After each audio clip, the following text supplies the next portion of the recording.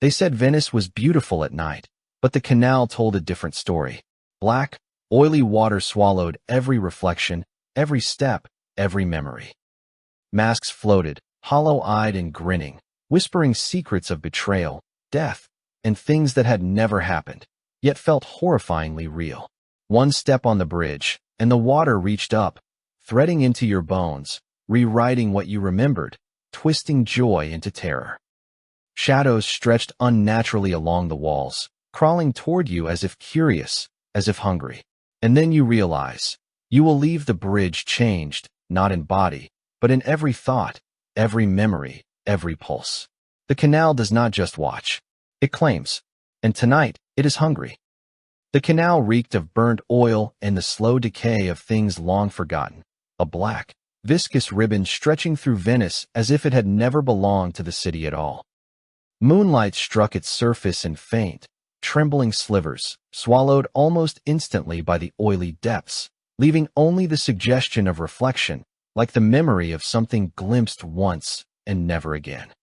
Masks drifted across the water, pale and hollow-eyed, their features carved in grotesque expressions of joy, horror, or despair, yet stripped of flesh and warmth, bobbing with a slow rhythm that seemed dictated by the canal itself.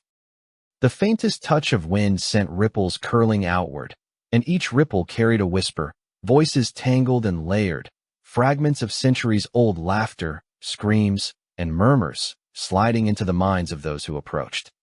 Footsteps on the stone bridge became an unnatural percussion, echoing across the alleys and bouncing back from the walls with a resonance that was almost alive, feeding the water beneath, stirring the masks, coaxing them to twist, to tilt, to lean as if observing and anticipating the living.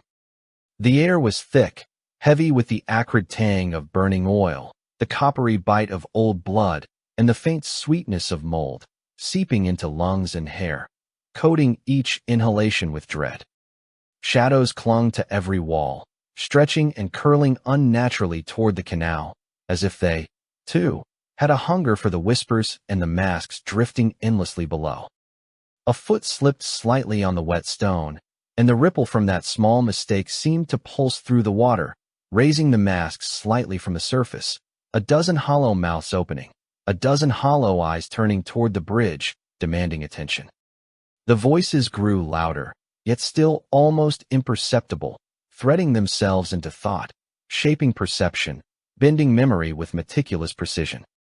One could feel the past brushing against the present, lovers lost to betrayal, merchants devoured by debt, children abandoned to the dark, their cries compressed into the pitch of the water, rising up to press against the mind in undetectable waves.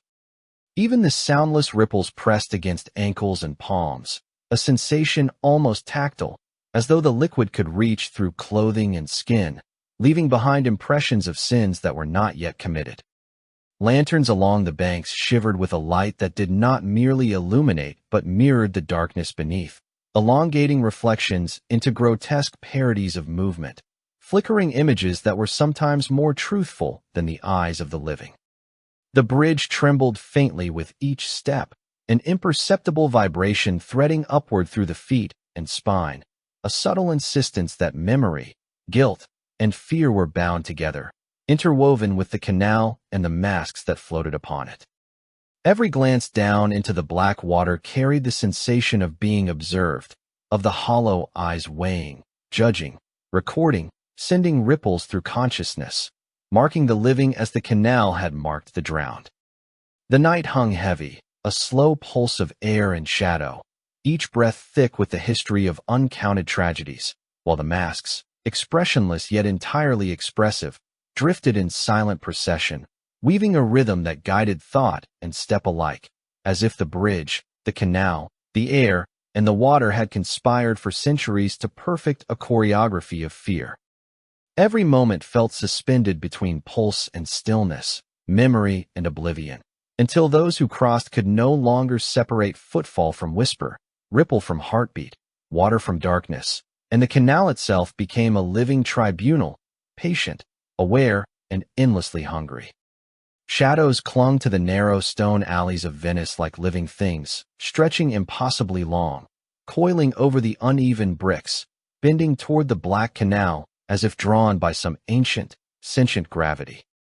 Each hesitant step along the bridge sent vibrations that rippled not just across the stone, but through the very air, pulling the shadows closer, making them tremble and quiver with anticipation. The smell of burnt oil thickened, mingling with the coppery tang of old blood, a scent that clung to the tongue and the back of the throat, dragging every inhalation into a slow, suffocating rhythm. Lanterns swayed in invisible gusts, casting flickering halos that warped the outlines of walls and rooftops, elongating figures into grotesque parodies of motion, while the canal below remained a still, black mirror that reflected nothing of the living world, only the memory of its own horrors.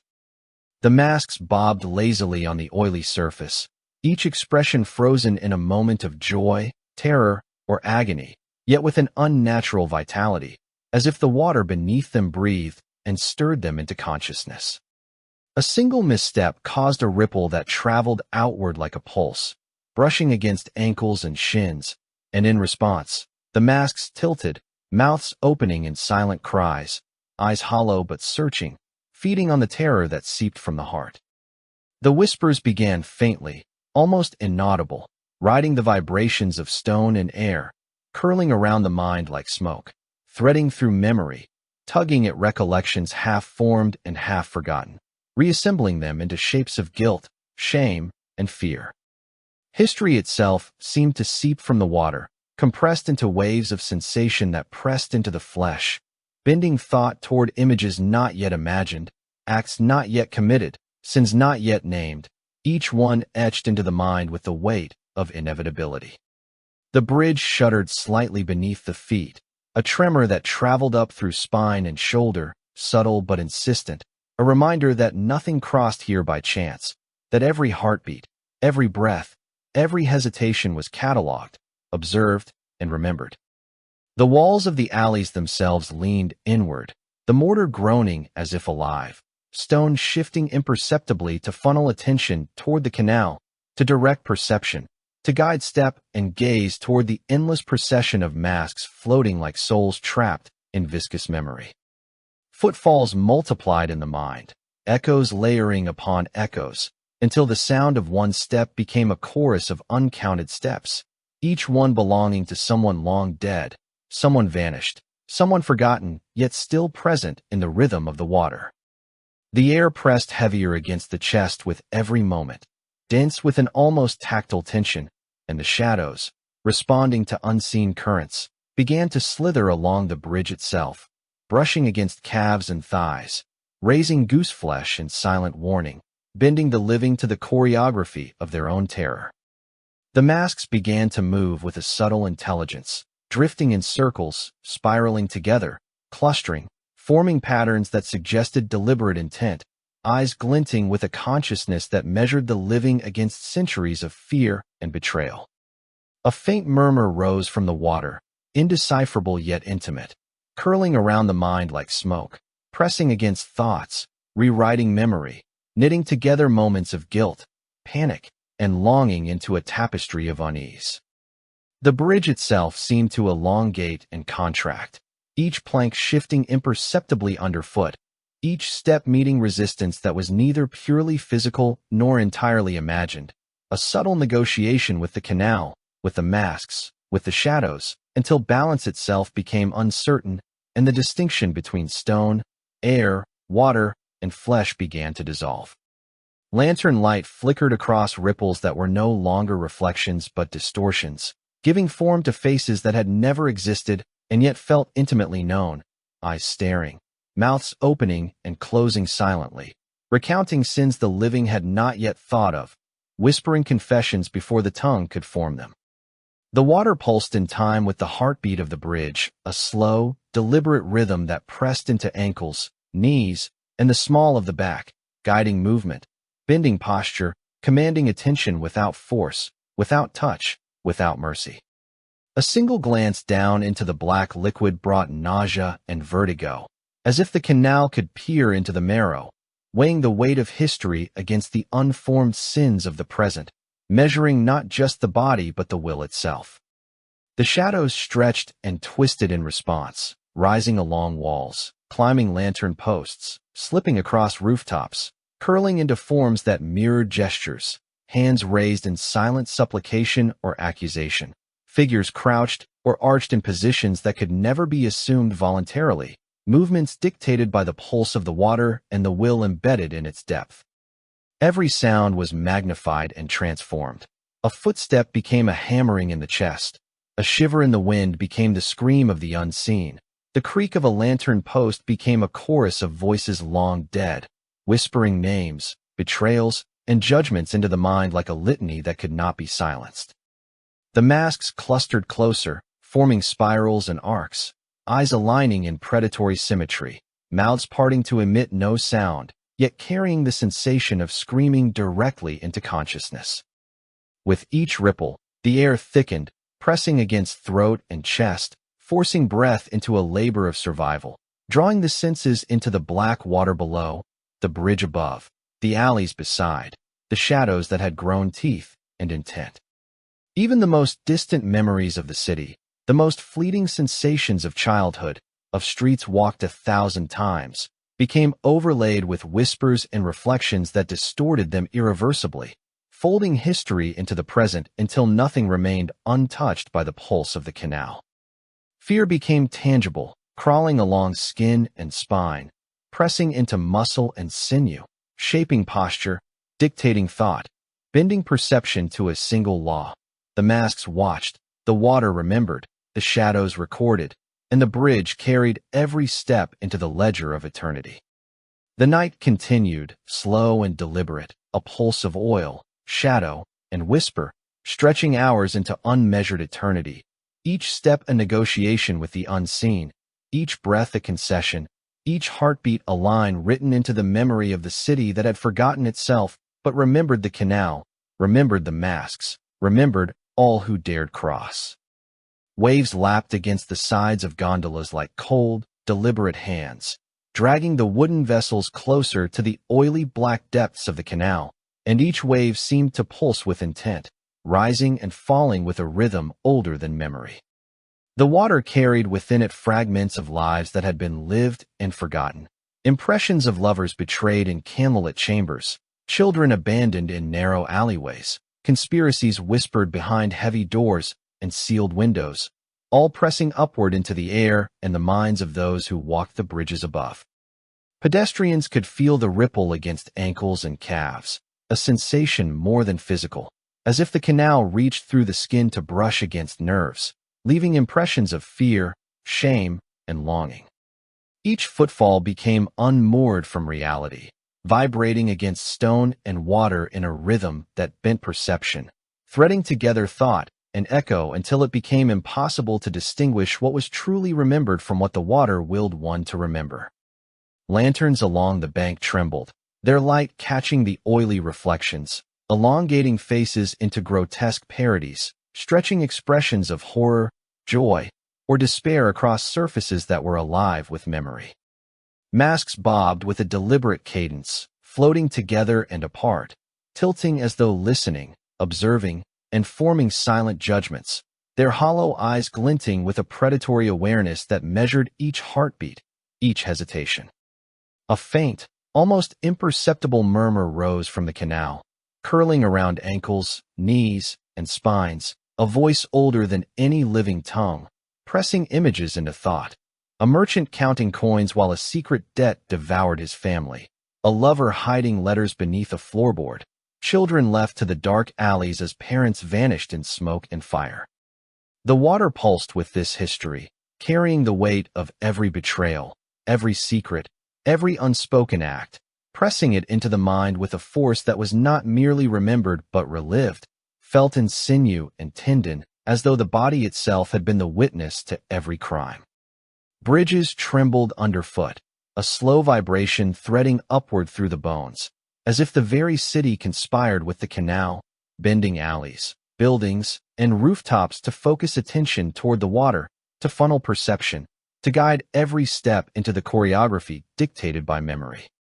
Shadows climbed the walls, crawling along stone like tendrils of smoke, bending toward the canal, aligning with each ripple, each ghostly vibration, stretching faces, elongating limbs, forming impossible figures that mirrored gestures and thoughts, rehearsing accusations that had never been spoken aloud. Every reflection in the lanterns became unreliable, twisting the familiar into the grotesque, showing faces that had never existed yet felt intimately known, eyes staring with recognition, mouths parting in silent reproach, whispering histories that could not be ignored.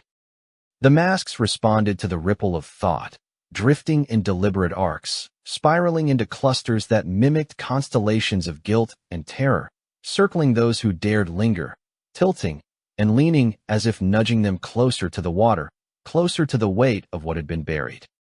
Even the air seemed infused with the canal's memory, heavy and viscous, pressing against the throat and lungs, drawing breath into a slow, deliberate rhythm, each inhalation threading with the pulse of history, each exhalation forced into the cadence of fear. The bridge quivered faintly, amplifying the effect, vibrating in synchrony with the pulse beneath, as if stone, wood, water, and shadow were instruments in an orchestra playing a composition older than any human comprehension, one whose melody reshaped perception and dissolved the boundary between what was alive and what had drowned. One could no longer separate the memory of touch from the sensation of fear, the echo of a footstep from the pulse of a heartbeat, or the reflection of a lantern from the whisper of a scream carried through centuries. The gondolas, tethered yet unmoored, twisted in the black water, leaning toward the depths, each movement mirrored in the rippling surface as if the canal sought to swallow not just vessels but attention, will, and sanity itself. A thought of escape became immediately entangled with visions of failure, betrayal, and loss, and with each step, each hesitation, the water pressed harder, ripples rising along ankles and knees, brushing palms as if seeking confession, compliance, recognition of what had been done and what had been left undone. Masks drifted closer, forming rings, twisting in impossible spirals, their hollow eyes aligning with one's gaze, filling the mind with sensations of violation and memory imposed rather than chosen, pressing the terror of past and present into a single, suffocating experience. Shadows responded in tandem, climbing up the sides of the bridge, stretching along walls, wrapping around lamp posts, crawling across rooftops, bending space subtly to exaggerate perception, elongating figures, creating silhouettes that repeated every twitch, every flinch, every small sign of panic, rehearsing motions dictated by the canal, by the masks, by centuries of observation. Every sound became layered with meaning. A footfall became an echo of countless past steps. A shiver became a chorus of screams. The soft splash of a gondola against a wall transformed into the cries of the drowned, whispering secrets into the mind with a precision that blurred the line between memory and manipulation. Even moments of clarity were deceptive, folded into the rhythm of the canal, stretched across the masks, twisted by shadows, until the living became a medium through which the water, the oil, the reflections, and the whispers enacted histories that were both intimate and inexorable. The night deepened, pulse and echo merging into a continuous current, a tidal rhythm that threaded the living into the pattern of the dead, until movement, perception, and thought could no longer be disentangled from the black, viscous memory of the canal, which waited, patient and aware, for every hesitation, every confession, every fragile heartbeat to be catalogued in the unending ledger of shadows, masks, and ripples that had no end. The city itself shivered in concert with the canal, each stone wall bending subtly toward the black water as if straining to catch the secrets it exhaled, quivering at edges long thought solid, whispering histories in the language of groaning mortar and shifting brick. Lanterns trembled in the thick, humid air, flames bending toward the oily surface as though drawn by an invisible gravity, casting reflections that multiplied endlessly, flickering into faces that had never existed yet seemed intimately known, eyes wide with accusation, mouths parting in silent screams that pressed against memory like a physical force.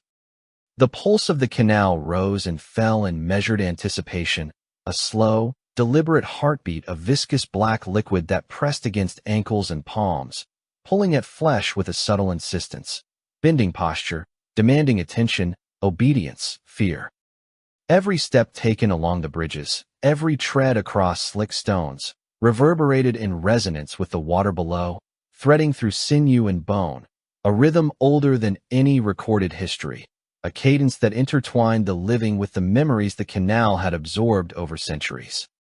Shadows stretched unnaturally along alleys and facades, curling over rooftops, dipping into archways, and crawling along lamp posts, their movements synchronizing with the ripples of the water, tracing gestures that the body could not resist, choreographing postures, tilts of the head, bends of the spine, as if the city itself dictated a silent, inescapable ritual. Masks bobbed in clusters upon the oily surface, hollow-eyed and silent, their mouths frozen in expressions of delight, horror, or anguish, yet moving with a deliberateness that suggested consciousness, spiraling slowly toward those who lingered, their presence pressing memories into the mind with a precision that left no distinction between past and present, guilt and thought, reality and nightmare. A faint breeze stirred, carrying the tang of burnt oil and the coppery taste of old blood, thick enough to coat the tongue, mingling with the pervasive odor of decay, seeping into every pore, embedding itself in hair and clothing, and pressing the mind into submission, making the whispers of the canal feel tactile, almost caressing and biting at once. The water responded to the footfalls of the living, rising slightly with hesitation, dipping with intent, waves forming delicate arcs that brushed against ankles, shins, and calves, carrying with them fragments of forgotten tragedies, betrayals hidden in secret chambers, promises broken beneath masked faces, confessions that had never been spoken aloud yet pressed themselves into the consciousness of anyone who crossed the bridges at night. Reflections multiplied and distorted, showing eyes where there were none, mouths that moved in impossible shapes, faces that blended familiar and strange, human and grotesque, layering themselves upon one another in a montage that pressed against perception, seizing thought and bending it into a narrative written by the canal itself.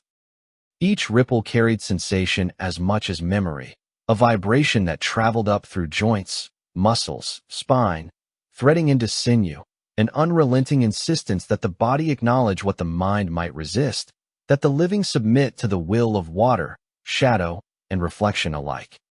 Walls bent imperceptibly, narrowing corridors to funnel attention, lifting stairways ever so slightly to tilt the perspective, elongating rooftops, curling facades, creating vistas that defied geometry yet felt absolutely natural to the senses, as if the city itself were alive, aware, a conscious participant in the transmission of centuries of terror and guilt. The masks clustered in deliberate patterns, rotating and drifting with a subtle intelligence, tilting toward each observer, aligning hollow eyes with gaze, mouths parting in silent accusations, the sensation of their presence pressing directly into the nerves, insinuating thoughts of crimes both committed and imagined, weaving them together until the living could no longer distinguish between action and perception. Shadows mirrored the movement of the masks, rising along walls, crawling across the bridge, slipping over lanterns, pooling in corners to form tableaus of accusation, gestures impossible yet perfectly rehearsed, postures of fear and recognition that the body obeyed without volition, each motion a line in a language older than memory, written upon muscle and tendon. Even silence carried weight, thick with anticipation, vibrating through stone, air, and water, each pause between footfalls pressing against lungs, making breath a conscious effort, aligning heartbeat with pulse of the canal, each exhalation a concession to the relentless rhythm of observation, judgment, and memory. The gondolas swayed gently, untethered yet obedient, shadows clinging to their sides, reflections curling and twisting along black water, forming impossible shapes that pressed inward, into the mind, into memory, folding past and present into a continuous tableau of dread. Every sensation became layered. A step sounded as 1,000, a ripple felt as centuries, a glance at a reflection became a visitation of uncounted eyes, all pressing together into a continuous awareness that one's body and thought were no longer separate from the city, the canal, the masks, or the shadows.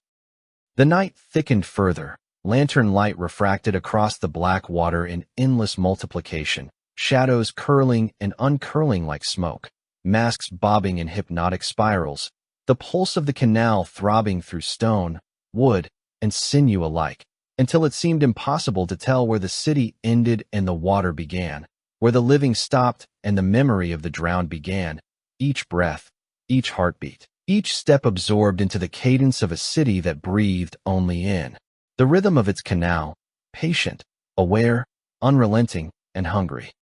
Time began to twist over the canal, folding in upon itself like black ribbons caught in the viscous current, each moment stretching and compressing with a deliberate cruelty that made footsteps echo before they were taken, and lanterns flicker with anticipation of events yet to unfold. Those who lingered too long felt the voices rise from the water as if from the marrow itself, pressing into sinew, bending tendons, flexing fingers in gestures of confession that had never been spoken aloud, drawing memories from the recesses of mind and embedding them physically in bone and muscle, reshaping posture with a precision both invisible and absolute. Masks churned upon the black surface, clustering in spirals and arcs that formed carousels of grotesque, distorted faces, spinning faster and faster with every thought of escape, each hollow eye aligned to observe, each silent mouth silently admonishing, whispering histories of failure, betrayal, and horror into the marrow of the living. Memory fractured under the pressure of reflection, perception dissolved, and every breath drawn through the thick, metallic scented air seemed laden with the weight of centuries, carrying the cries of those long drowned, their voices twisting and multiplying in layers of accusation that pressed directly into thought, weaving hallucination and recollection into a single, inseparable current. Bridges quivered with each footfall, the stone pulsing in sympathy with the canal, bending slightly beneath weight, guiding the living with imperceptible nudges, forcing alignment with the rhythm of water, shadow, and mask, a choreography of terror older than any law, doctrine, or time. Alleys rippled and shifted, narrowing to funnel attention, walls bending to catch reflected lantern light and multiply it into impossible arrays, elongating faces, twisting hands, exaggerating postures, so that every perception became a distortion, a warning, and an accusation all at once. Gondolas swayed gently as though pulled by unseen hands, shadows curling along their edges, reflections twisting upon the oily surface in impossible, recursive loops that pressed directly into memory, showing visions of lives both lived and imagined, blending them seamlessly, leaving the observer unable to distinguish which was present, which was past, which was phantom. Each ripple carried sensation as much as it carried history, a vibration threading through tendons and marrow, coaxing the body into motions dictated by water and shadow, bending spine, curling fingers, tilting the head, shaping the posture of confession, remorse, or terror before thought could intervene. Lanterns bent and flickered in response, flames bowing toward the water in imitation of gravity, elongating and fracturing into 1,000 points of light, casting shadows that multiplied, curled, and congealed into grotesque tableaus, repeating motions impossible yet intimately familiar, gestures of fear and recognition that the living could not resist performing. The masks shifted constantly, tilting toward each observer, clustering in spirals, then dissipating, then reforming into geometries that seemed impossible yet undeniable, hollow eyes following each heartbeat, each inhale, each hesitation, each thought that dared question the authority of the canal. Every sensation overlapped, layering memory and hallucination into a suffocating gestalt, every sound resonating with centuries of footsteps, splashes, and cries, pressing together into a continuous vibration that threaded through stone, water, air, and flesh, binding the living to the canal and to the ghosts that had long since drowned within it. Shadows clung to facades, stretching impossibly, sliding over rooftops, climbing walls, pooling in corners, folding space subtly, bending perception, guiding the gaze, controlling posture, insisting upon compliance, magnifying terror, until movement, thought, and body were inseparable from the will of water, masks, and reflection. Memory twisted further under the pressure of sensation, every recollection rearranged by the weight of centuries pressing from below, the city reshaping itself in response, alleys narrowing and widening, bridges tilting, rooftops stretching, as if Venice itself had become a single, conscious instrument tuned to the pulse of the canal, a living repository of punishment, confession, and history. Even moments of attempted clarity dissolved immediately, folded into the rhythm of water and shadow, reflections and masks, until the living were no longer distinguishable from memory, no longer separate from the ghosts that rode every ripple, no longer able to resist the choreography that bent sinew and mind alike. The night thickened into a viscous, tangible presence, lantern light refracted infinitely across the black water, shadows curling and uncoiling with deliberate intelligence, masks spiraling faster in deliberate rhythm, every heartbeat threaded into the pulse of the canal, every step inscribed into the ledger of memory, until the city, the water, the masks, and the living were fused into a single, unbroken cadence of anticipation, terror, and suffocating inevitability. Those who tried to flee found the bridges elongating, the alleys shifting, reflections multiplying, memories pressing into bone, fingers flexing involuntarily in silent admissions, and the water rising with deliberate intent to swallow feet, ankles, knees, dragging pedestrians into the viscous embrace of centuries, until no one remained capable of discerning escape, thought, or self, only the pulse of the canal, patient, aware, unyielding, and insatiable. Dawn arrived over Venice in a thin, gray light that seemed hesitant, spilling over rooftops slick with dew and smoke. Yet the canal stretched in unnatural calm, black and viscous, empty of the masks that had churned and spiraled through the night, as if the horrors of hours past had dissolved into memory too fragile to remain visible.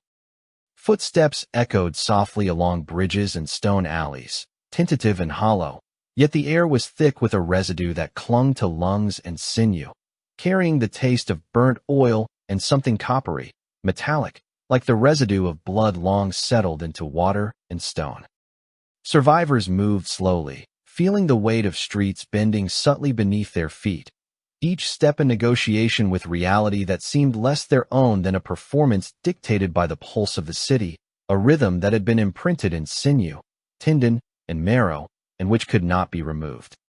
Memory itself was fractured, shards of thought embedded like splinters, a reflection of a lantern in black water that had never been, a scream that rose in their throat and dissolved before sound could form, a feeling of hands pressing into flesh and confessions never spoken, gestures compelled by invisible fingers that had traced themselves into bone, muscle, and tendon with a precision that was impossible, horrifying, and absolute.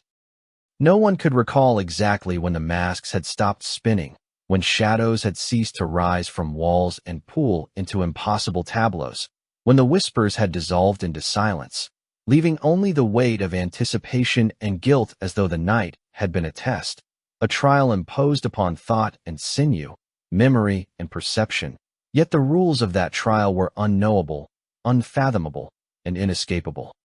Every bridge bent imperceptibly underfoot, every alleyway lengthened, every facade twisted in subtle curves, folding perspective and stretching vision, until the living felt themselves drawn into the geometry of the city, into the choreography of terror that had been written across the water, stone, and air, until the boundaries between self and city dissolved, leaving only compliance and memory intertwined in an unbreakable cadence. The pulse in the chest was relentless, a low, viscous throb that seemed to seep into bone itself, threading through tendons and marrow, as if the canal had embedded not only sensation but ownership over perception, thought, and even the perception of past deeds, binding survivors to the city in ways they could neither name nor resist. The black water lay placid, yet it seemed to watch, waiting, aware, a surface calm that concealed depths alive with recollection, intent, and patience, a sentience older than any memory the living could claim, older than Venice itself, which had for centuries absorbed guilt, betrayal, and terror into every stone and ripple. Footsteps left no mark that the mind could recall, yet the sensation of movement remained, a ghostly pressure that pulled against joints and muscles, bending posture, curling fingers, tilting head, shaping expression, reminding the living that compliance had been enforced without choice, yet leaving no tangible record beyond the pulse, the ache, the tremor threaded into every limb. A thin mist rose from the canal, smelling faintly of oil, salt, and something metallic, curling along rooftops and bridges, seeping into nostrils and hair, carrying with it faint echoes of whispered names, of crimes real and imagined, of confessions made under invisible pressure that could not be remembered but were indelibly inscribed in the body, in the marrow, in the sinew. Lanterns flickered as if uncertain of purpose, shadows clinging to corners and alleys and faint reminders of the forms they had taken, gestures impossible and yet known, bending air and light to replicate memory, to suggest history, to enforce compliance with a city that had grown sentient through centuries of witness and horror.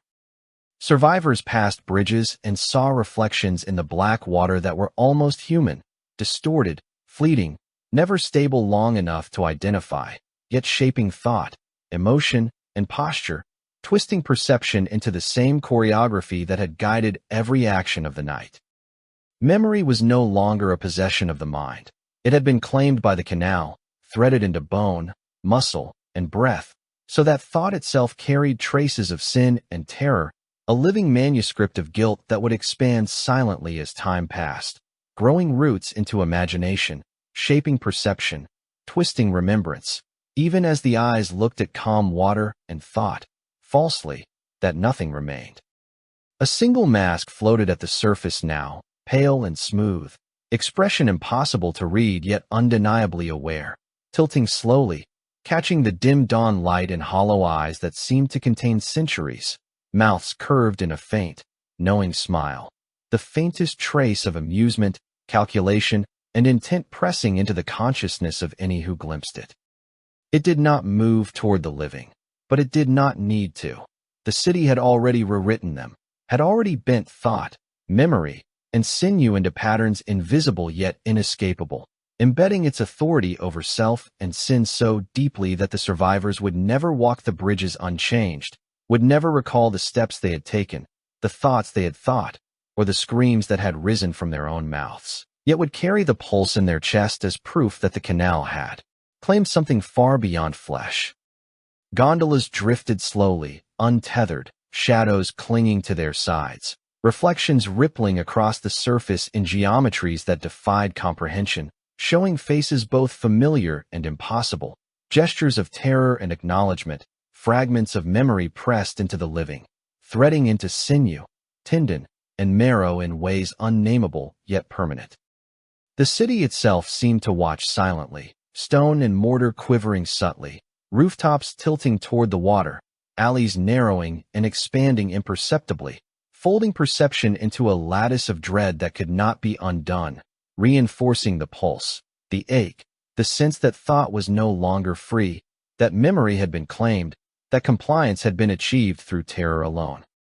Somewhere beneath the oily surface, the canal held the weight of centuries, histories, screams, masks, shadows, and whispered confessions, patient, aware, insatiable, and waiting, always waiting, ready to claim the next heartbeat, the next step, the next thought, so that every dawn might be calm. Yet every living soul who crossed its bridges knew that beneath the black water, Venice would always remember, and that nothing would ever be the same.